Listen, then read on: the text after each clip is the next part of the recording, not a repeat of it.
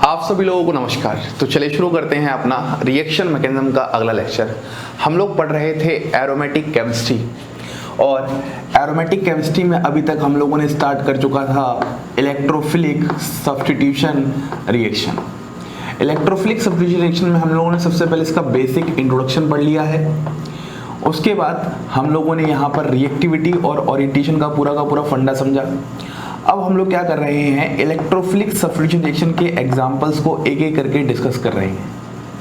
अब उन एग्जांपल्स को समझेंगे और उन एग्जांपल्स से रिलेटेड जो भी इंपॉर्टेंट बातें हैं जिससे एग्जाम्स में क्वेश्चन बनने के चांसेस होंगे उनको यहाँ पर कवर करेंगे।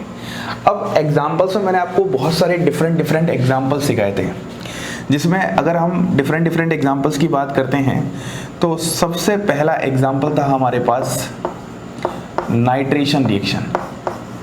यही तो बताया था, सबसे पहले हम लोगों ने बात की थी कि nitration reaction is an example of electrophilic substitution reaction. दूसरा एग्जांपल हम लोगों के पास है हैलोजिनेशन रिएक्शन। तीसरा एग्जांपल हम लोगों के पास है सल्फोनेशन रिएक्शन। चौथा एग्जांपल हम लोगों के पास है फ्रीडल-क्राफ्ट रिएक्शन। तो फ्रीडल-क्राफ्ट रिएक्शन दो तरह के होते हैं, एक तो होता है फ्रीडल-क्राफ्ट एल्काइलेशन जहां पर एल्काइल ग्रुप जुड़ता है, और एक होता है फ्रीडल-क्राफ्ट एसाइलेशन। फ्रीडल-क्राफ्ट एसाइलेशन, ये सारी की सारी रिएक्शन कैसी रिएक्शन है, ये सारी की सारी रिएक्शन इलेक्ट्रोफिलिक सब्स्टिट्यूशन रिएक्शन का एग्जाम्पल है। अब इन्हीं रिएक्शन को हमें एक एक करके पढ़ना है, तो जिसमें से हम सबसे पहली रिएक्शन अपनी स्टार्ट करते हैं जिसका नाम है नाइट्रेशन रिएक्शन। तो सबसे पहली हेडिंग है हमारी नाइट्रेशन रिएक्शन। अब जैसा नाम में ही आ रहा है नाइट्रेशन, तो यहाँ पर हमारे पास जो हम अगर जनरल रिएक्शन की बात करने वाले हैं तो जनरल रिएक्शन में कुछ इस तरीके से आपके सामने क्या होगा, बेंजीन एज अ सबस्ट्रेट होगा और सामने आपके पास HNO3 और H2SO4 रिएजेंट होंगे, और फाइनली जो आपके पास प्रोडक्ट होगा वहाँ पर नाइट्रोबेंजीन होगा। ये आपके पास एक जनरल रिएक्शन है नाइट्रेशन रिएक्शन की। और जहाँ पर आप जो ये HNO3 और H2SO4 है, इसको आप लोग बोलते हो नाइट्रेटिंग मिक्सचर, इसको आप लोग नाम देते हो नाइट्रेटिंग मिक्सचर। अब हम लोग बात करते हैं इसके मैकेनिस्टिक पार्ट की। तो हमें बहुत अच्छे से पता है कि कोई भी हमारे पास जब इलेक्ट्रोफिलिक सब्स्टिट्यूशन रिएक्शन होती है तो वह कितने स्टेप मैकेनिज्म होता है, वहाँ पर 3 स्टेप मैकेनिज्म होता है। और 3 स्टेप मैकेनिज्म में सबसे पहला स्टेप क्या होता है, याद करो, फॉर्मेशन ऑफ इलेक्ट्रोफाइल। दूसरा स्टेप क्या होता है, अटैक ऑफ इलेक्ट्रोफाइल। और तीसरा स्टेप क्या होता है, removal of proton to regain aromaticity. तो इन्हीं सब स्टेप्स को यहाँ पर खत्म करते हैं। तो चलिए शुरू करते हैं इसके मैकेनिस्टिक पार्ट से, मैकेनिज्म वाले पार्ट से। तो अगर हम मैकेनिज्म का सबसे पहला पॉइंट उठाएं तो सबसे पहला पॉइंट ही हम लोगों के पास है formation of electrophile. Formation of electrophile. अब थोड़ा सा ध्यान दीजिएगा कि आखिरकार इलेक्ट्रोफाइल किस तरीके से हम यहाँ पर फॉर्म करने वाले हैं। बहुत ही सिंपल सी रिएक्शन यहाँ पर यूज़ होती है, उसको आप लोग जानते हो। हम लोगों ने रिएक्शन मैकेनिज्म की एकदम स्टार्टिंग में बात भी कर रखी थी। ये आपके पास HNO3 है और यहाँ पर ये आपके पास क्या होता है, H2SO4 होता है। अब यहाँ पर दोनों ही एसिड हैं आप लोगों की दुनिया में, लेकिन मैंने बताया था जो एसिड बेस कॉन्सेप्ट होता है वो किसी के रिलेटिव में होता है। यहाँ पर जो HNO3 है वो एज अ बेस काम करेगा, और यहाँ पर जो H2SO4 है वो एज अ एसिड काम करेगा।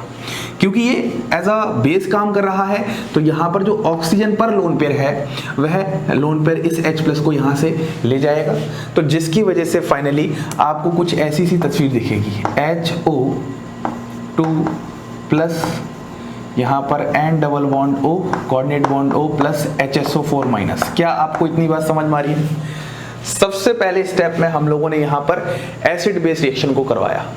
अब अगले स्टेप में, और ये एक रिवर्सिबल रिएक्शन होगी, बना भी दो लेकिन मैं यहाँ पर समझा रहा हूँ आपको, ठीक है। तो यहाँ पर कैसा हो जाएगा आपके पास OH2, यहाँ पर प्लस आ जाएगा और यहाँ पर आ जाएगा N double bond coordinate bond O। अब क्या होने वाला है, आप खुद देखो, ऑक्सीजन एक इलेक्ट्रोनेगेटिव एलिमेंट है, उस पर पॉजिटिव चार्ज है, तो जो कि नहीं होता पॉसिबल, तो ये इलेक्ट्रॉन्स यहाँ अपनी तरफ लेके जाएगा, तो आपके पास फाइनली यहाँ पर क्या जाएगा, H2 आ जाएगा, और यहाँ पर आ जाएगा आपके पास NO2 प्लस। अब ये जो NO2 प्लस आया है, यही जो NO2 प्लस है, यही आपके पास डिजायर्ड इलेक्ट्रोफाइल है जिसकी आपको तलाश थी। क्या आपको यहाँ तक मैकेनिज्म क्लियर हो रहा है? एक और इसी में स्टेप हो जाता है जो कि NO2 प्लस के रेट को इनहेंस करता है कि H2O जो है वो H2SO4 के साथ रेट कर जाता है और यहाँ पर H3O प्लस HSO4 माइनस का फॉर्मेशन कर देता है। मतलब ज़्यादातर तो यूज़ नहीं, लेकिन फिर भी कॉन्सेप्ट बेस्ड आपको हर एक बात पता होनी चाहिए। ये तीनों स्टेप रिवर्सिबल रिएक्शंस होती हैं, ठीक है। अब अगर मैं यहाँ पर सेकंड स्टेप की बात करता हूँ, तो जो सेकंड स्टेप होता है वह होता है आपका अटैक ऑफ इलेक्ट्रोफाइल।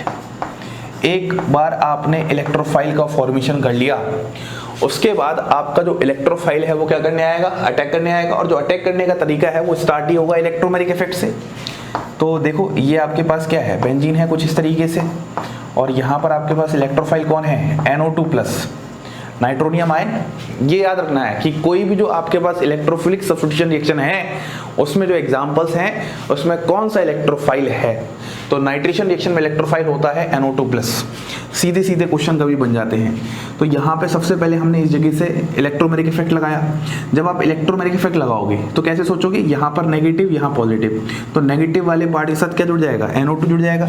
तो आपके पास यहाँ पर कुछ ऐसा बन जाएगा, देखना ये तो ऐसा रहेगा ही, यहाँ पर आ जाएगा H और यहाँ पर आ जाएगा NO2, क्लियर है इतना, और यहाँ पर आ जाएगा प्लस। अब आप इसके रेजोनेटिंग स्ट्रक्चर बना लो जिसको हम बोलेंगे अरेनियम आयन इंटरमीडिएट। किस तरीके से बनेंगे रेजोनेटिंग स्ट्रक्चर, कुछ इस तरीके से, ये डबल बॉन्ड यहाँ जाएगा तो एक रेजोनेटिंग स्ट्रक्चर यहाँ पर बन जाएगा इस तरीके से, फिर यहाँ पर पॉजिटिव और यहाँ H और NO2 एज इट इज ऐसे ही एक और आप पॉसिबल हो जाएगा यहाँ पर, ये डबल बॉन्ड यहाँ, और आपके पास फाइनली ये भी रेजोनेटिंग स्ट्रक्चर बनके तैयार हो जाएगा, ठीक है। तो ये अलग अलग इंटरमीडिएट नहीं होते हैं, कभी भी रेजोनेटिंग जो स्ट्रक्चर्स होते हैं वो अलग अलग इंटरमीडिएट नहीं होते हैं। इनको हम लोग बोलेंगे अरेनियम आयन इंटरमीडिएट, या फिर इसी को बोलते हैं वीलैंड इंटरमीडिएट, या इसी को बोलते हैं सिग्मा कॉम्प्लेक्स वगैरह वगैरह, ये सारे नाम इसी के आ जाते हैं, ठीक है। तो ये हमारे पास हो चुके हैं 2 स्टेप। अब जो तीसरा स्टेप होता था वो क्या होता था, याद कीजिए थोड़ा सा, क्या होता था, रिमूवल ऑफ प्रोटॉन। देखो हमेशा ये सारे में 3 स्टेप मैकेनिज्म ही है, और वो 3 स्टेप मैकेनिज्म मैं बार बार समझा रहा हूँ, इसी तरीके से आपको सोचनी है। तो थोड़ा सा हम यहाँ पर बाउंड्री बना लेते हैं चीज़ों को और अच्छे से समझने के लिए। तो देखो अगर हम तीसरे पॉइंट की बात करते हैं तो वो हमारे पास है रिमूवल ऑफ प्रोटॉन। तो किस तरीके से आप रिमूवल ऑफ प्रोटॉन को समझोगे, आपके पास फाइनली क्या बन गया, आपके पास फाइनली वो लास्ट में इस तरीके से बन जाएगा, यहाँ पर H, यहाँ पर NO2 और यहाँ पर प्लस, और यहाँ पर आप लोगों के सामने आ जाएगा HSO4 माइनस नेगेटिव पार्ट। अब ये HSO4 माइनस क्या करने वाला है, ये HSO4 माइनस इस H प्लस को यहाँ से ले जाएगा और ये इलेक्ट्रॉन यहाँ शिफ्ट हो जाएंगे। तो फाइनली आपके पास यहाँ पर कुछ ऐसा सा बन जाएगा, यहाँ पर क्या जाएगा NO2। This is your desired product. क्या आपको ये पूरी मैकेनिज्म समझ में आई? एक एक बात एकदम अच्छे से क्लियर है।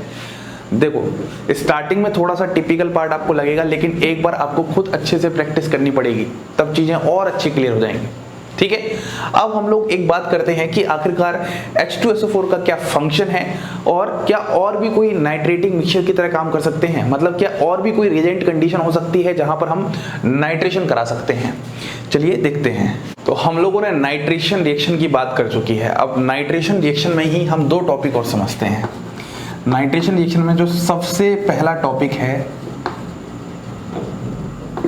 हमारे पास, इसमें सबसे पहला टॉपिक है हमारे पास फंक्शन ऑफ H2SO4, कि हमारे पास H2SO4 के और क्या क्या फंक्शन होते हैं, किस तरीके से ये यूज किया जाता है। तो अगर फंक्शन की बात करते हैं तो सबसे पहला फंक्शन तो आपके पास क्या देखने को मिला है, आपके पास HNO3 था, उसके साथ एसिड बेस रिएक्शन करके वहां पर NO2+ का फॉर्मेशन किया है। तो हम ऐसे कर सकते हैं बात, it protonates HNO3 and form NO2+ electrophile.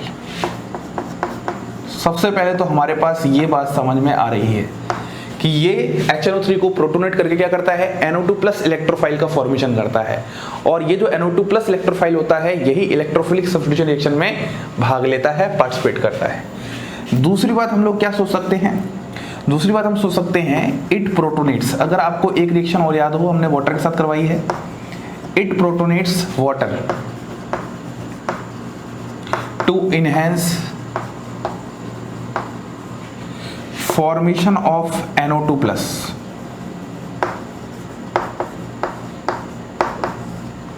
To enhance formation of NO2+, क्योंकि मैंने बोला था तीनों ही रिएक्शन रिवर्सिबल इन नेचर हैं, तो अगर ये वाटर के साथ प्रोटोनेट कर देगा तो वहां पर क्या हो जाएगा, NO2+ का जो रेट होगा, जो मतलब कंसंट्रेशन होगा, वो क्या होगा, ज़्यादा इनहेंस हो जाएगा, और ज़्यादा इनहेंस हो जाएगा तो वहां पर इलेक्ट्रोफिलिक सब्स्टिट्यूशन रिएक्शन का भी रेट इंक्रीज हो जाएगा।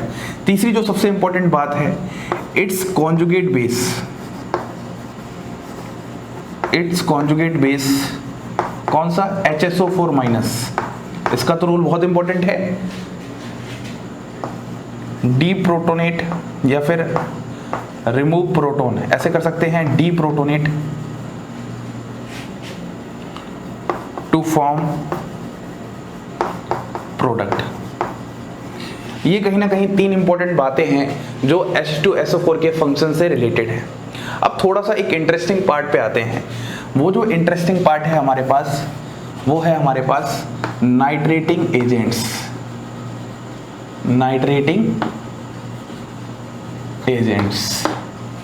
अब नाइट्रेटिंग एजेंट्स में हम एक एक करके केसेस समझते हैं। देखो, सबसे पहला जो केस है हमारे पास नाइट्रेटिंग एजेंट्स का, वो हमारे पास है RNO3H+। अब जरा ध्यान से समझना किस तरीके से ये भी नाइट्रेशन के काम आते हैं, मतलब बेंजीन रिंग में NO2 ग्रुप का इंट्रोडक्शन करते हैं। तो सबसे पहले अगर मैं इसको समझाने की कोशिश करूं तो कैसे होगा, देखो ध्यान से। आप सबसे पहले यहाँ पर क्या बना लो, बेंजीन बना लो, और इसको आप कुछ ऐसे बना सकते हो, N+O और यहाँ पर कोऑर्डिनेट बॉन्ड हो। क्या इतना पॉइंट क्लियर हुआ एकदम अच्छे से? बोलिए, क्या इतनी बात समझ में आ रही है? और यहाँ पर सामने क्या है आपके पास, H+ है। तो सबसे पहले तो क्या होता है, ये जो ऑक्सीजन का लोन पेयर है इस पर अटैक करेगा। जैसे ही इस पर अटैक करेगा तो यहाँ पर ये जो पूरा कार्यक्रम चलेगा, इतना जो पार्ट है, इस पार्ट को समझो सबसे पहले ध्यान से। तो यहाँ पर आपके पास कुछ ऐसा फॉर्म हो जाएगा, RO_H+ और यहाँ पर कोऑर्डिनेट बॉन्ड हो। क्या इतनी बात क्लियर हुई? अब यहाँ पर क्या होता है, इस बेंजीन को थोड़ा और अच्छे से बनाते हैं, डबल बॉन्ड। अब यहाँ पर ये जो डबल बॉन्ड है बेंजीन का, ये यहाँ पर अटैक करता है इस तरीके से, और ये वाली रिंग यहाँ पर ऐसे शिफ्ट होती है। ये बात इतनी समझ में आ रही है? अब अगर ये इतनी बात समझ में आ चुकी है तो अब आपके सामने कहानी कुछ ऐसी सी बन चुकी है। यहाँ पर पॉजिटिव आ चुका है, यहाँ पर H, और यहाँ पर आ चुका है NOR, यहाँ पर OH, और ये है आपके पास कोऑर्डिनेट बॉन्ड हो। ये वाली तस्वीर आपके पास आ चुकी है। अब लास्ट स्टेप में क्या होगा, यहाँ पर जो ऑक्सीजन का लोन पेयर है इस तरीके जाएगा, इसको रिमूव करेगा और H+ बाहर ही निकल जाएगा। बाहर निकल के आपके पास यहाँ पर कुछ ऐसा बनेगा,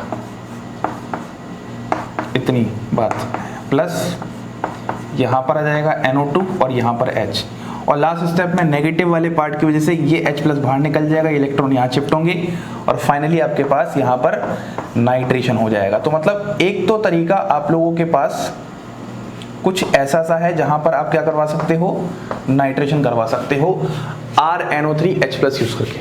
क्या ये बात समझ में आ रही है? अब जैसे आपने RNO3H+ लिया है, इस ही की जगह अगर हम दूसरी बात करते हैं, दूसरी, तो आप यहां पर ले सकते हो RC≡NO2H+। जो आपने मैकेनिज्म यहां पर लगाया है वही मैकेनिज्म यहां लगाना है। कैसे?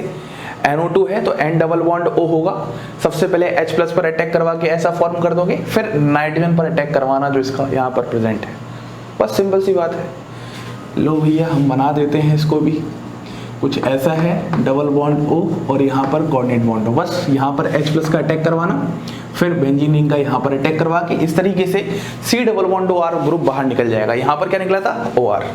तो ये आपके पास 2 नाइट्रेटिंग एजेंट्स हो चुके हैं। अब 2 के बाद एक तीसरा बहुत इंटरेस्टिंग नाइट्रेटिंग एजेंट होता है, वो होता है N2O5 को जब हम क्या करते हैं, हीट करते हैं। और जब हम N2O5 को हीट करते हैं तो थोड़ा सा अगर आपको इनऑर्गेनिक केमिस्ट्री याद हो, सिंपल सी बात है, इनऑर्गेनिक केमिस्ट्री इनऑर्गेनिक कंपाउंड है, तो यहाँ पर आपके पास NO2 प्लस और NO3 माइनस होता है। अब ये जो NO2 प्लस है यही as a desired electrophile work करता है, जहाँ पर ये बेंजीन के साथ रिएक्ट करता है और बेंजीन के साथ रिएक्ट करके फाइनली आपके पास इस तरीके से नाइट्रेशन हो जाता है NO2। अब लेकिन नोट करने वाली एक बात है, एक इंटरेस्टिंग सी बात है, जरा ध्यान से समझना। जब आपके पास एनिसोल होता है, देखना ध्यान से, जब आपके पास एनिसोल होता है तो एनिसोल का स्ट्रक्चर क्या है आपके पास? OCH3, यहाँ पर क्या है? Lone pair. अब अगर मैं यहाँ पर N2O5 का स्ट्रक्चर बनाता हूँ तो N2O5 का स्ट्रक्चर कुछ ऐसा होता है, N double bond O N double bond O coordinate bond O, इस तरीके से N2O5 होता है।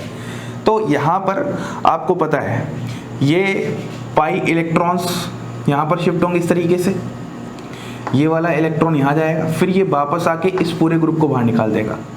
लेकिन इंपॉर्टेंट बात जो है वो है कि यहाँ पर इसके साथ क्या होता है? इंटरेक्शन होता है।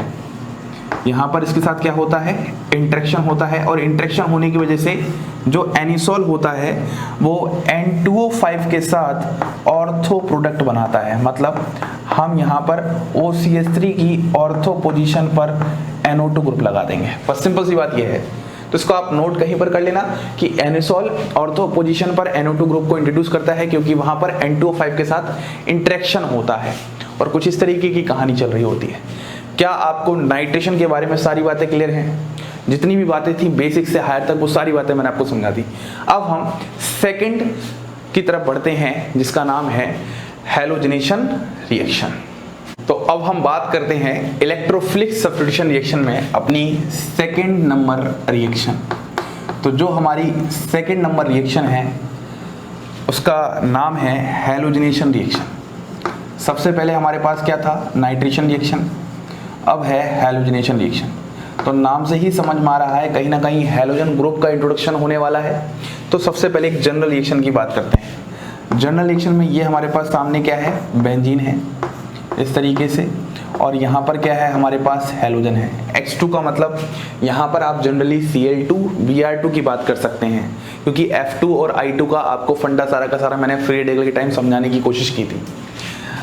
ठीक है, अब यहाँ पर हम बात करते हैं तो यहाँ पर या तो आप Fe को एक्सेस में ले लो या फिर आप FeX3 ले लो ना, एक इस तरीके से रिएजेंट ले सकते हो, या फिर आप यहाँ पर AlX3 भी ले सकते हो एनहाइड्रस।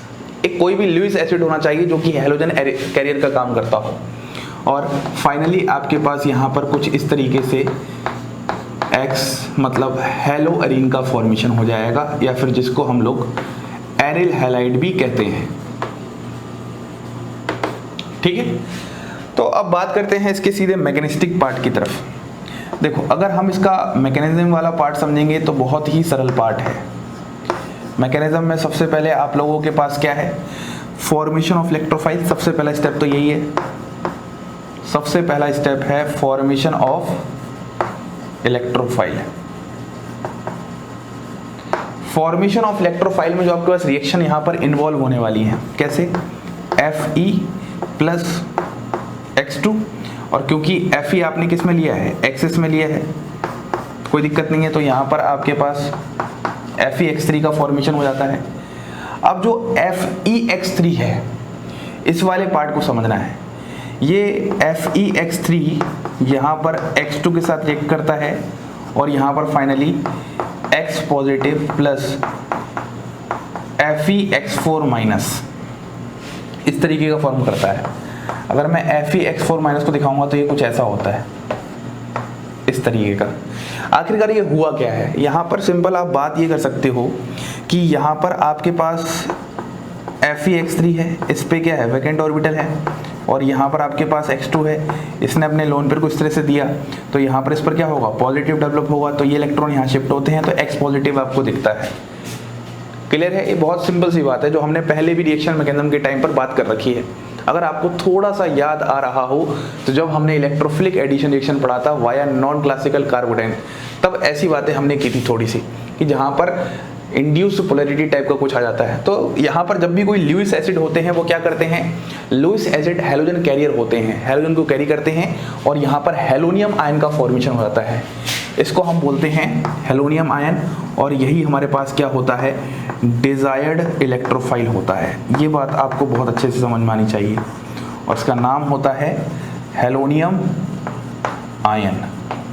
Cl होगा तो क्लोरोनियम आयन, और Br होगा तो bromonium ion, Br positive Cl positive. तो जिनको अभी तक दुनिया में लगता था कि सिर्फ Cl माइनस होता है, Br माइनस होता है, तो आप थोड़ा सा जाग जाओ, Cl प्लस भी होता है और Br प्लस भी होता है। होने को दुनिया में सब कुछ होता है, बस वो हम पर निर्भर करता है हमने अभी तक क्या क्या देखा। जो दूसरी बात होती है वो होता है आपके पास अटैक ऑफ इलेक्ट्रोफाइल। ये तो सबसे इंटरेस्टिंग पार्ट है, और इस इलेक्ट्रोफाइल के अटैक को हम कैसे समझाएंगे, with the help of electromagnetic effect. तो क्या होने वाला है, आपके पास यहाँ पर कुछ इस तरीके से है, यहाँ पर क्या है, X पॉजिटिव है, तो सबसे पहले स्टेप में आप क्या करोगे, इलेक्ट्रोमैग्नेटिक इफेक्ट लगाओगे, तो लगा लो, कुछ इस तरीके से लगा दोगे। जब आप ये लगाओगे तो आपके पास यहाँ पर क्या बन जाएगा, इस तरीके से, और यहाँ पर आ जाएगा H पॉजिटिव। अब आप इसका क्या बना दोगे, रेजोनेटिंग स्ट्रक्चर ड्रॉ कर दोगे। क्या बात समझ में आ रही है? अगर आप इसका रेजोनेटिंग स्ट्रक्चर ड्रॉ कर दोगे तो इन्हीं को हम लोग क्या बोल देंगे, अरेनियम आयन इंटरमीडिएट। ये सब सिखा रखा है मैंने आपको, यहाँ डबल बॉन्ड, यहाँ पॉजिटिव, यहाँ ऐसे, यहाँ X और H, ऐसे ही एक और बन जाएगा। तो ये जो भी बन रहे हैं ये सब क्या है आपके पास, अरेनियम आयन इंटरमीडिएट, अरेनियम आयन इंटरमीडिएट। अब अगले स्टेप में क्या होने वाला है, जो अगला स्टेप है उसमें रिमूवल ऑफ प्रोटॉन होगा, सिंपल सी बात है। तो third step is removal of proton, और रिमूवल ऑफ प्रोटॉन किससे होगा, जो आपके पास नेगेटिव पार्ट है Fe(4-). तो सबसे पहले हम इसको बना लेते हैं, और बनाने के बाद ये कुछ ऐसा बन जाएगा, यहाँ पर पॉजिटिव, यहाँ X और यहाँ H, ठीक है, और यहाँ आ जाएगा आपके पास FeX4-। ठीक है, तो ये जो नेगेटिव पार्ट है वो नेगेटिव पार्ट यहाँ से ले जाता है, तो HX का फॉर्मेशन बाद में हो जाता है। मतलब फाइनली अगर हम थोड़ा सा दिखाने की कोशिश करें, यहाँ पे जाएगा, इलेक्ट्रॉन यहाँ शिफ्ट होंगे, तो आपके पास एक तो बन जाएगा कुछ इस तरीके से, प्लस यहाँ पे HX प्लस यहाँ पर FeX3, इस तरीके की कहानी चल जाएगी। वैसे साइड प्रोडक्ट से हमें मतलब नहीं है, हमें तो सिर्फ यहाँ पर मैकेनिज्म के पार्ट को मेन समझना है। तो फिर से आप देखो, यहाँ पर भी इलेक्ट्रोफिलिक सब्स्टिट्यूशन रिएक्शन है और यहाँ पर भी 3 स्टेप मैकेनिज्म है। तो यहाँ पर सबसे आसान रिएक्शन इसलिए बन जाती है क्योंकि जितने भी 4-5 एग्जाम्पल हैं उनमें एक ही तरह का मैकेनिज्म है, एक ही तरह की ऑलमोस्ट बातें होती हैं, तो इसलिए याद करना भी आसान रह जाता है। तो ये बातें थी जो आपको मुझे हैलोजन रिएक्शन से रिलेटेड बतानी थी। अब बात होती है, क्या हमारे पास और भी कोई हैलोजनेटिंग एजेंट्स होते हैं? इस पॉइंट को समझते हैं। देखो, अगर हम हैलोजनेटिंग एजेंट्स की बात करें,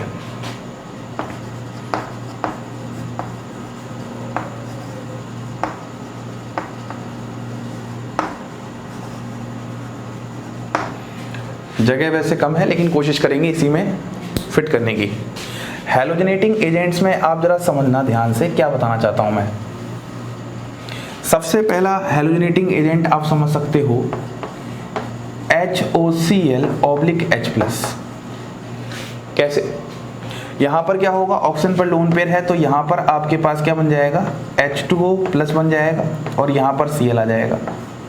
मतलब रिएक्शन हो जाएगी HOCl और H+ के बीच में।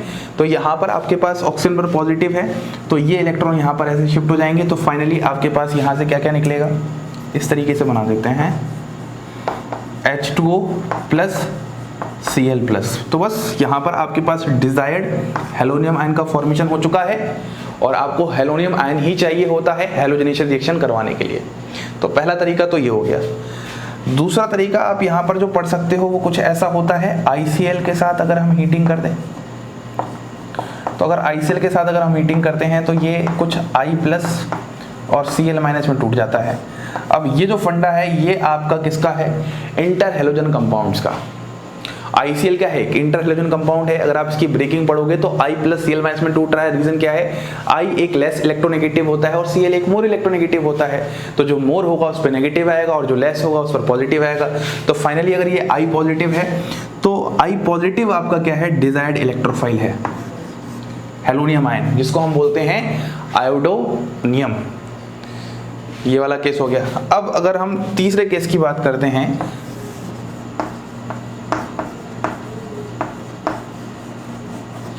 तो तीसरा केस होता है हमारा NBS का। अब अगर हम NBS समझते हैं तो देखो किस तरीके से यहाँ पर होने वाला है। तो सबसे पहले आपको NBS का स्ट्रक्चर समझाता हूँ, इस तरीके से होता है।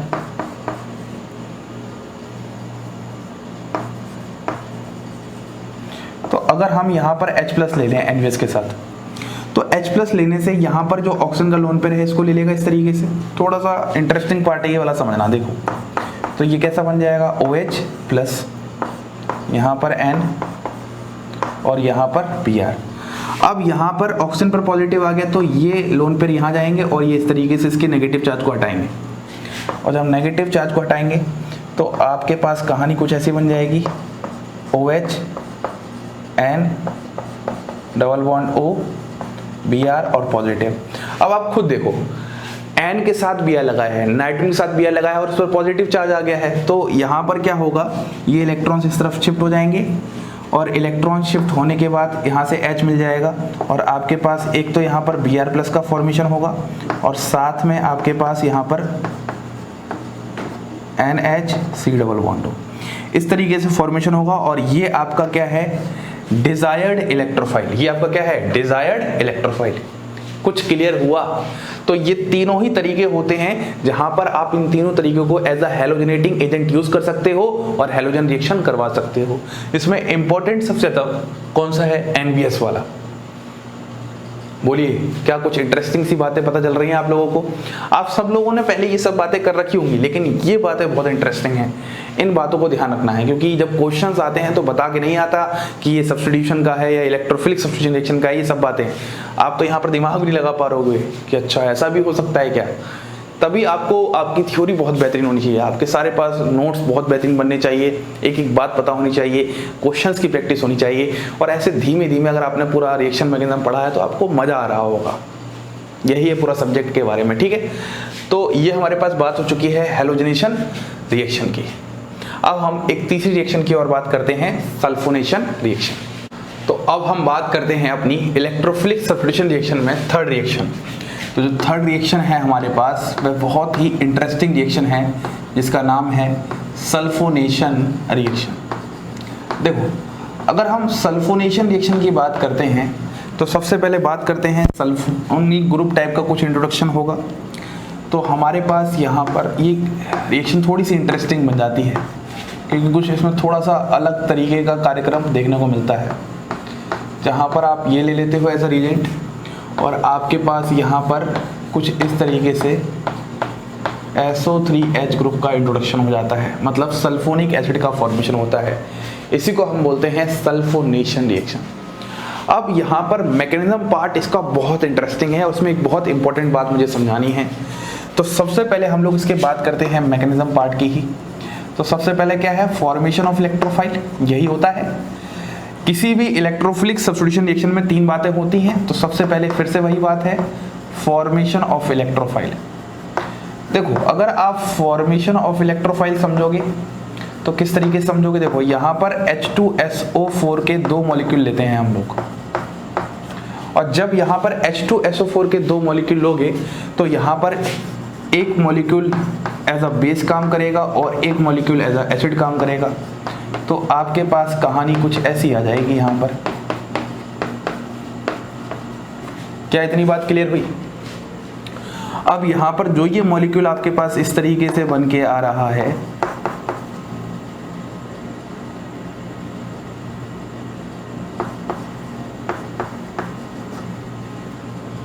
ठीक है, तो यहाँ पर आपके पास क्या होता है, ये इलेक्ट्रॉन्स यहाँ शिफ्ट होके ये वाले इलेक्ट्रॉन्स यहाँ बाहर निकल जाते हैं, तो फाइनली आपके पास एक तो आ जाता है SO3 और एक आ जाता है H3O+।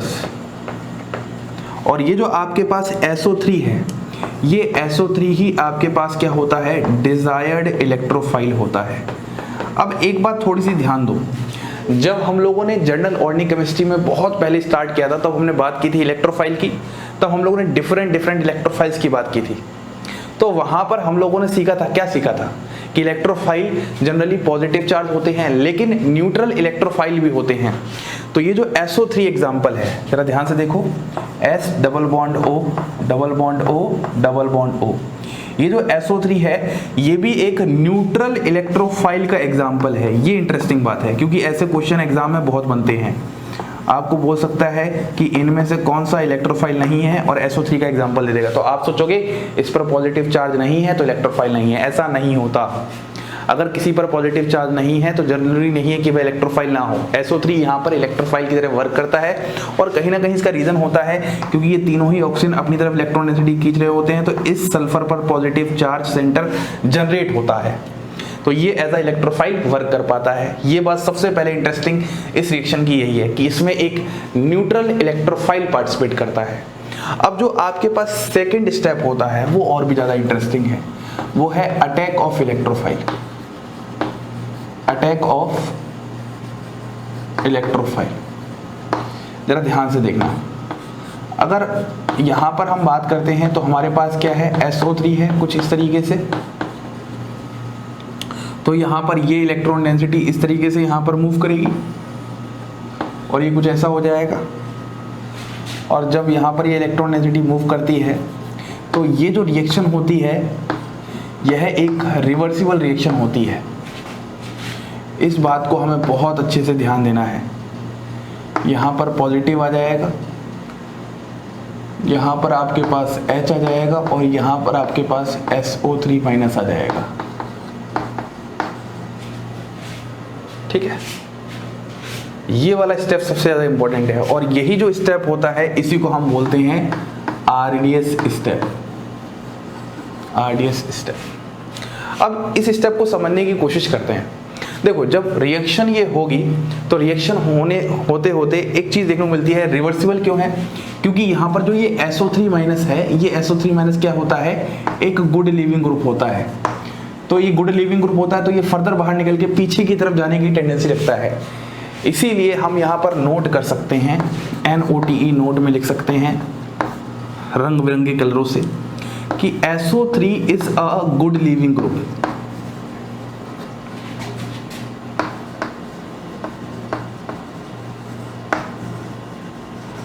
गुड लिविंग ग्रुप, जिसकी वजह से यहां पर we observed secondary kinetic isotope effect. Secondary kinetic isotope effect. अब ये एक नई बला आ चुकी है। सर आप बता तो कुछ और रहे थे और लिख कुछ और रहे हो।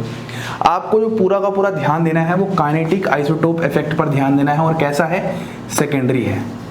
देखो, सेकेंडरी काइनेटिक आइसोटोप इफेक्ट होता है और प्राइमरी काइनेटिक आइसोटोप इफेक्ट होता है। हम लोगों ने बहुत अच्छे से बात कर रखी है। तो सबसे पहले एक बार प्राइमरी की अगर हम दोबारा से रिवीजन में बात करते हैं, यदि किसी के RDS स्टेप में CH बॉन्ड का फॉर्मेशन या ब्रेकिंग इन्वॉल्व है तो वहां पर प्राइमरी काइनेटिक आइसोटोप इफेक्ट होता है। तो जितनी भी इलेक्ट्रोफिलिक सब्स्टिट्यूशन रिएक्शन है वहां पर CH बॉन्ड का ना ही फॉर्मेशन है ना ही ब्रेकिंग है RDS स्टेप में, तो यहां पर कोई भी प्राइमरी काइनेटिक आइसोटोप इफेक्ट नहीं है। और सेकेंडरी काइनेटिक आइसोटोप इफेक्ट वहां लगते हैं जहां पर एक बहुत अच्छा लिविंग ग्रुप होता है और रिएक्शन हाईली रिवर्सिबल होती है। देखो, यहां पर एक बहुत अच्छा लिविंग ग्रुप है और रिएक्शन रिवर्सिबल भी है, तो यहां पर secondary kinetic isotope effect work करेगा। ये बात तो चलो समझ में आ चुकी है कि sir secondary kinetic isotope effect क्यों वर्क कर रहा है, क्योंकि एक अच्छा लिविंग ग्रुप है और रिएक्शन रिवर्सिबल है। लेकिन सर इससे क्या समझेंगे, इससे हम ये समझेंगे यदि हम हाइड्रोजन को हटाकर कोई इसका हैवी आइसोटोप लगा दें तो रिएक्शन फॉरवर्ड जाने की बजाय बैकवर्ड आने की टेंडेंसी करेगी, मतलब रेट वहां पर डिक्रीज हो जाएगा। अब सबसे पहले मैं एक बार मैकेनिज्म कंप्लीट कर देता हूं और मैकेनिज्म कंप्लीट करने के बाद फिर मैं आपको समझाता हूं। तो तीसरा आपके पास स्टेप क्या होता है, हमेशा रिमूवल ऑफ प्रोटॉन होता है। तीसरा स्टेप क्या होता है, रिमूवल ऑफ प्रोटॉन। और रिमूवल ऑफ प्रोटॉन में आपके पास कुछ इस तरीके से हो जाएगा। देखो जरा ध्यान से, यहाँ पर H है, यहाँ पर आपके पास SO3- दिखा सकते हो ऐसे, और यहाँ पर इस तरीके से चल रही है कहानी, या फिर वो वाली बनाओ, ठीक है। अब यहाँ से आप क्या करोगे, HSO4- वाला पार्ट था ही, इस नेगेटिव वाले पार्ट से इस H+ को भगा ले जाओ, ये पॉजिटिव था, ये इलेक्ट्रॉन यहाँ शिफ्ट होंगे। अब ये जो आप H+ भगा रहे हो वो नेगेटिव वाले पार्ट के साथ आ जाएगा, मतलब फाइनली आपको कहानी कुछ ऐसी सी दिखेगी, SO3H। ये आपका प्रोडक्ट फॉर्म हो जाएगा। यहाँ तक मैकेनिज्म में कोई दिक्कत नहीं आ रही है, मैकेनिज्म चलो समझ में आ रहा है, लेकिन मैकेनिज्म के अंदर जो बातें हैं वो बहुत गहरी बातें हैं। सबसे पहली बात तो ये है कि यह एक न्यूट्रल इलेक्ट्रोफाइल होता है। दूसरी बात यहाँ ये है, यह इसका आरडीएस स्टेप है जो कि रिवर्सिबल इन नेचर है। नेचर रिवर्सिबल क्यों है, क्योंकि यहाँ पर ये गुड लिविंग के थ्रू काम करता है। क्योंकि अगर ये अच्छा लिविंग ग्रुप है तो ये निकल के, हम यहाँ पर H+ निकालने की कोशिश कर रहे हैं तो H की जगह ये निकल के इसको पीछे दोबारा आ जाएगा और आपके पास रिवर्सिबल रिएक्शन हो जाएगी। अब हम बात यहाँ पर कर रहे थे, अब इस बात को समझाने के लिए मैं यहाँ पर नए तरीके से समझाता हूँ, तब ज़्यादा अच्छे समझ में आएगा। पहले इतना आपको मैकेनिज्म समझ में आ गया, ये इसका मैकेनिस्टिक पार्ट है। अब मैं आपको सेकेंडरी काइनेटिक आइसोटोप इफेक्ट का फंडा समझाता हूँ कि इसकी वजह से आखिरकार फर्क क्या पड़ा है। तो अब हम बात कर लेते हैं जो एकदम मेन बात थी कि हमारे पास जो सल्फोनेशन रिएक्शन है वह क्या शो करता है, secondary kinetic isotope effect show करता है, ठीक है। रीजन क्या है, दो रीजन है, एक तो गुड लिविंग ग्रुप प्रेजेंट होता है आरडीएस स्टेप में और रिएक्शन रिवर्सिबल इन नेचर हो जाती है, ठीक है। अब इसकी वजह से हमें क्या देखने को मिलने वाला है, क्या ऑब्जर्व करने वाले हैं, जरा ध्यान से देखो। यहाँ पर हमारे पास फिर से वही सल्फोनेटिंग एजेंट है इस तरीके से, और यहाँ पर हमारे पास H इस तरीके से CH बॉन्ड है। एक रिएक्शन तो यहाँ पर हो जाएगी आपके पास SO3H वाली, इस तरीके से बना दोगे, ये जो अभी अभी हमने सीखा है, और इसका हम रेट कर देते हैं K1। अब मान लो मैं यहाँ पर CH बॉन्ड की जगह CD बॉन्ड बना देता हूँ। मैं यहाँ पर सारे H हटाकर क्या करता हूँ, सारे D लगा देता हूँ, सारे D लगा देता हूँ, सारे D लगा देता हूँ। तो जब सारे D लगा दूंगा तो यहाँ पर जब फिर से आप कंसंट्रेटेड H2SO4 लोगे तो अब यहाँ पर क्या हो जाएगा, आपके पास यहाँ पर कुछ ऐसा बन जाएगा, SO3D बन जाएगा, और यहाँ पर आपका रेट हो जाएगा K2। अब सवाल ये है कि K1 और K2 में किसका रेट कांस्टेंट ज़्यादा होगा। सिंपल सी बात है, जहाँ पर रेट ऑफ रिएक्शन ज़्यादा होगा रेट कांस्टेंट ज़्यादा होगा। अब रेट ऑफ रिएक्शन ज़्यादा कहाँ होगा, तो इस बात को ही समझना है, क्योंकि सल्फोनेशन रिएक्शन में सेकेंडरी आइसोटोप इफेक्ट लग रहा है। तो इसकी वजह से यदि आप यहाँ पर CH बॉन्ड की जगह CD बॉन्ड लेके जा रहे हो तो रिएक्शन जब फॉरवर्ड में होगी तो वह रिएक्शन हाईली रिवर्सिबल होगी, क्योंकि वहाँ पर CD बॉन्ड के टूटने की वजह लिविंग ग्रुप निकल जाएगा, और लिविंग ग्रुप निकल जाएगा तो रिएक्शन बैकवर्ड की तरफ जाएगी। मतलब यदि हम हाइड्रोजन हटाकर उसका कोई हैवियर आइसोटोप लगाते हैं तो रिएक्शन आगे जाने की वजह रिएक्शन पीछे जाएगी, और जब रिएक्शन पीछे जाएगी तो रेट क्या हो जाएगा, कम हो जाएगा। तो जो आइसोटोपिक इफेक्ट होता है वो बहुत ही रेयर देखा जाता है, लेकिन सल्फोनेशन रिएक्शन में ये चीज ऑब्जर्व की जाती है, तो इस बात को आपको यहाँ पर ध्यान रखना है। बाकी सभी रिएक्शंस के लिए आपको कुछ ध्यान नहीं रखना, बाकी सब में आपका C6H6 का रेट C6D6 और C6T6 के साथ इक्वल होने वाला है, लेकिन इस केस में आपको ध्यान रखना है। तो हम ऐसे बोल सकते हैं K1 is greater than K2, और इसका रीजन क्या होगा, due to secondary kinetic isotope effect.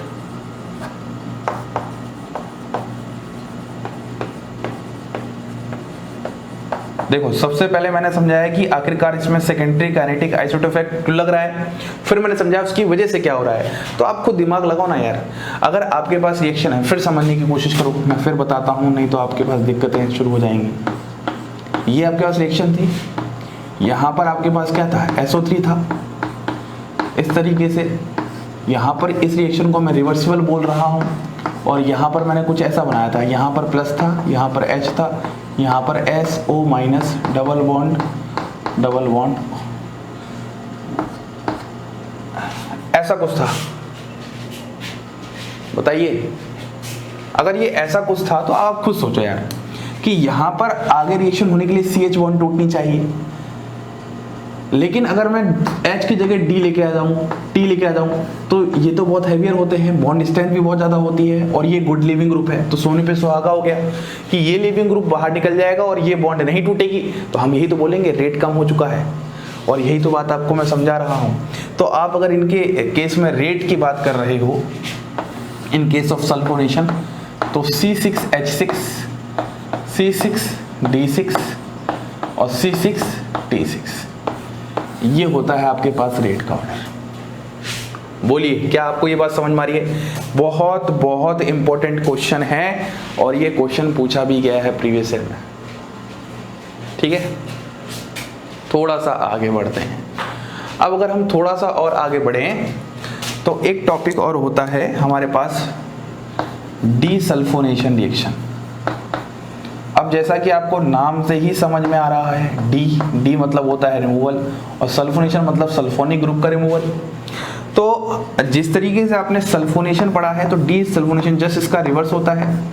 यहाँ पर आपके पास SO3H है, यहाँ पर H2O है, और यहाँ पर आप 120 डिग्री सेल्सियस पे हीटिंग कर रहे हो, तो यहाँ पर आपको कुछ ऐसा देखने को मिल जाता है, SO3 plus H3O plus benzene. इसी को बोलते हैं हम लोग डीसल्फोनेशन रिएक्शन। कैसे हुआ होगा? सबसे पहले इस वाटर ने क्या किया होगा, इस वाटर ने H प्लस को चुराया होगा। जब इस वाटर ने इस H प्लस को चुराया होगा, तो आपके पास कहानी अब कुछ ऐसी बन चुकी होगी, SO minus double bond O, double bond O। फिर क्या हुआ होगा, ये O माइनस इस तरीके से गया होगा, यहाँ पर इस तरीके से, तो H प्लस जाएगा, तो SO3 बाहर आ गया, और यहाँ पर H प्लस लग के ये बन जाएगा। फाइनली ये कहानी चल रही है, इसको बोलते हैं डीसल्फोनेशन रिएक्शन। बस याद रखना है कि वहाँ से SO3H ग्रुप हटा दो। अब सल्फोनेटिंग एजेंट कौन कौन से हो सकते हैं, इसको भी थोड़ा सा नोट कर लेते हैं। सल्फोनेटिंग एजेंट्स, तो सल्फोनेटिंग एजेंट में एक बहुत मेन है जिसको आपको ध्यान रखना है, वो होता है ओलियम। बोले तो H2S2O7, या फिर कभी कभी ये ना लिखने की वजह लिख देता है H2SO4 प्लस SO3। ये सल्फोनेटिंग एजेंट है। बस ये आपके पास स्टार्टिंग के 3 एग्जांपल्स थे इलेक्ट्रोफिलिक सब्स्टिट्यूशन रिएक्शन के। सबसे पहला नाइट्रेशन, दूसरा हैलोजनेशन, और तीसरा सल्फोनेशन। अब हम नेक्स्ट लेक्चर में पढ़ने वाले हैं Friedel craft reaction and it's limitations. बहुत बेहतरीन, बहुत प्यारा टॉपिक।